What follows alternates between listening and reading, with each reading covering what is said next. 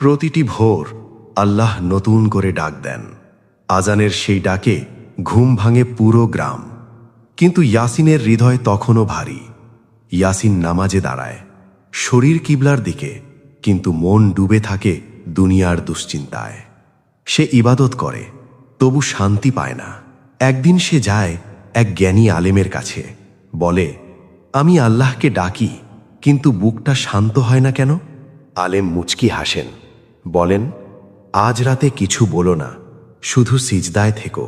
রাত গভীর হয়, মানুষ ঘুমায়, কিন্তু ইয়াসিন জেগে ওঠে আল্লাহর ডাকে। কোনো ভাষা নেই, শুধু নীরবতা। সেই নীরব সিজদায় ইয়াসিন বুঝতে পারে এক সত্য।